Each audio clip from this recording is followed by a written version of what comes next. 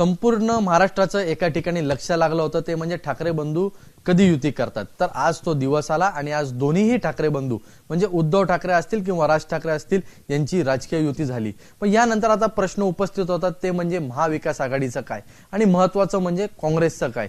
कारण की काँग्रेसनी थेटपणे सांगितलं होतं, जर तुम्ही मनसेला घेत असाल तर आम्ही तुमच्याबरोबर येणार नाही. यावरतीच आपल्यासोबत अधिक बोलण्यासाठी महाराष्ट्राचे अध्यक्ष हर्षवर्धन सपकाळ साहेब आहेत. साहेब, आज दोन्ही ठाकरे बंधू एकत्र आले आणि त्यांनी राजकीय युती देखील केली आणि यापुढच्या महानगरपालिकेच्या निवडणुका ते एकत्र लढणार आहेत. प्रथम आम्ही शिवसेनेच्या युबीटीच्या ना कधी अशा प्रकारची अट घातली नव्हती की तुम्ही कोणाला घ्याल तर आम्ही सोबत येणार नाही. अशा प्रकारची कुठलीही आमची अट ही नव्हती. अशा कोणत्याही शर्ती आम्ही त्यांच्यावर लादलेल्या किंवा त्यांच्यासमोर ठेवलेल्या नव्हत्या. मुंबईमध्ये आम्ही एकटे पुढे जाण्याच्या अनुषंगानं जे प्रयत्नशील आहोत त्याची कारणं स्पष्ट आहेत. एक तर गत काळामध्ये आघाडीच्या राजकारणामध्ये मोठ्या प्रमाणावर प्रत्येक पक्षाचं नुकसान झालं, त्यात काँग्रेसचंही नुकसान झालं आणि कार्यकर्त्यांची निवडणूक आहे. मोठ्या प्रमाणावर कार्यकर्त्यांची भावना ही होती की आम्हाला जास्तीत जास्त ठिकाणी लढायचं आहे. तुम्ही सीट शेअरिंग करतात, परिणाम स्वरूपामध्ये लढण्याकरता काँग्रेसच्या कार्यकर्त्यांना संधी मिळत नाही, म्हणून आपण कुठल्याही प्रकारचं या ठिकाणी आघाडी युती करू नका अशी त्यांचा आग्रह होता. तशी त्यांची तीव्र स्वरूपाची भावना होती. एवढंच नाही तर मुंबईच्या सर्व नेतृत्वाने देखील एकमुखी आपण स्वबळावर पुढे गेलं पाहिजे अशा प्रकारचा प्रस्ताव ठेवला आणि त्या प्रस्तावाला सर्वसमावेशक आणि सर्वांनी एकत्रित येऊन तशा प्रकारची मागणी केल्यामुळे एक राजकीय पक्ष या अर्थाने आम्ही एकटा पुढे जाण्याचा हा निर्णय घेतलाय. आणि स्थानिकांना दिलेले अधिकार जे आहेत ते केवळ मुंबईपुरतेच नाही तर मुंबई सोबतच इतर 28 ठिकाणी ज्या महानगरपालिका आहेत त्याही ठिकाणी आम्ही स्थानिक पातळीवरच निर्णय हा दिलेला आहे. आणि यापूर्वी देखील आपल्याला मी आठवण करून देऊ इच्छितो की 288 नगरपालिका आणि नगरपंचायतींच्या निवडणुकीत स्थानिक आमचं संघटन स्थानिक नेतृत्वांनीच आघाडीच्या संदर्भातले निर्णय घेतले होते. नगरपालिकांमध्ये अनेक ठिकाणी आम्ही स्वबळावर लढलो, काही ठिकाणी आमचे मित्रपक्ष स्वबळावर लढले, काही ठिकाणी आम्ही सोबत आमची आघाडी राहिली. बऱ्याच ठिकाणी आम्हाला सोबत जरी लढता येत नसलं तरी बरेच असे ठिकाण आहे की ज्या नगरपालिकांमध्ये युबीटीला आम्ही त्यांना समर्थन दिलं, आम्हाला काही ठिकाणी त्यांनी दिलं. त्यामुळे मुंबईतच आल्यावर आमची काहीतरी महाविकास आघाडी तुटली वगैरे अशा प्रकारचं चित्र नाही तर स्थानिक पातळीवरचा असणारा निर्णय आणि त्या अनुषंगानं काँग्रेसनं निर्णय घेतलाय. नंबर 1. नंबर 2, आपण जे विचारलं दोन भाऊ एकत्र आले, दोन भाऊ एकत्र आले ही चांगली गोष्ट आहे. शेवटी काँग्रेसचा विचार हा जोडणारा आहे, तोडणारा नाही.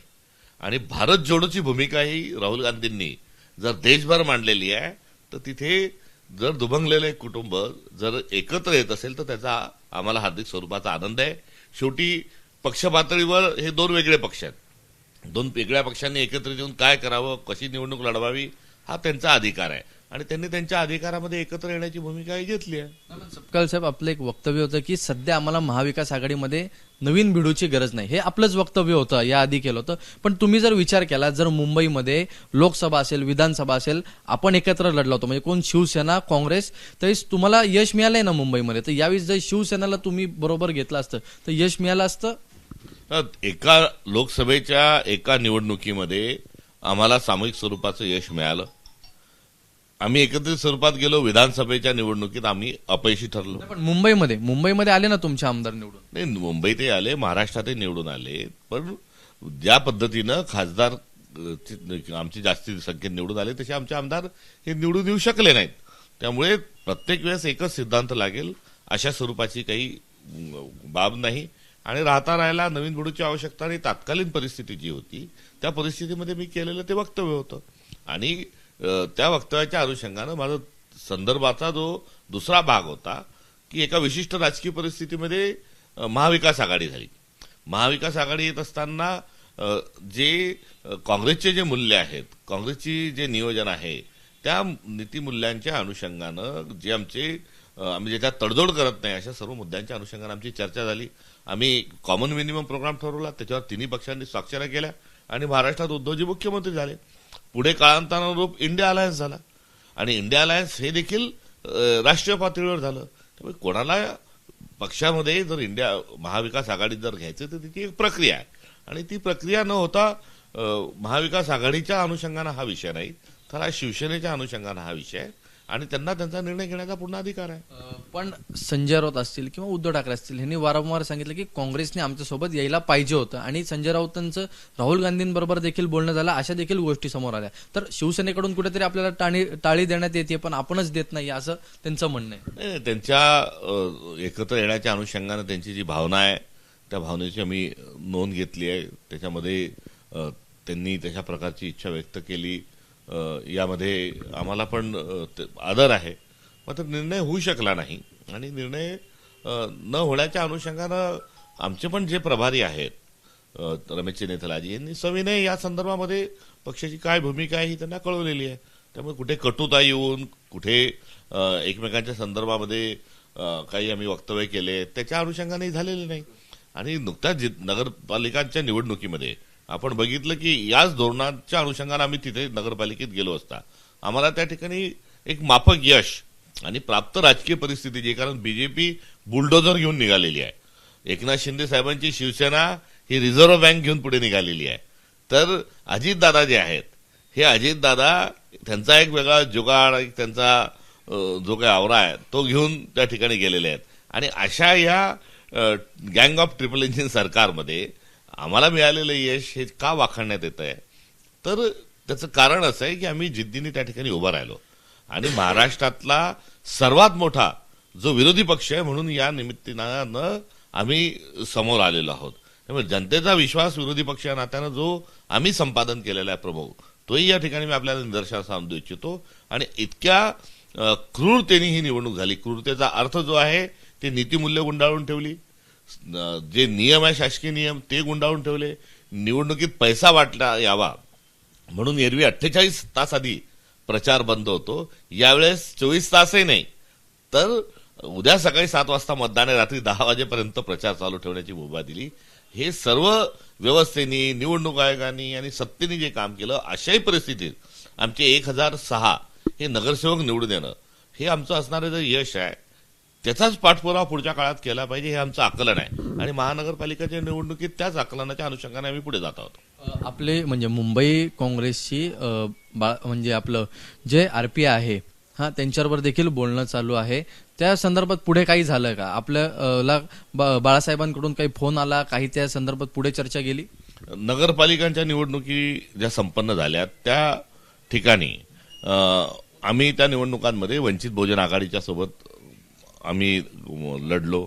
एवढंच नाही तर शेट्टी साहेबांच्या शेतकरी संघटनेसोबतही आमची आघाडी झाली, जानकर साहेबांच्या पक्षाशी पण आमची आघाडी झाली आणि स्थानिक काही जे घटक पक्ष होते त्यांच्यासोबतही आमची आघाडी झाली होती.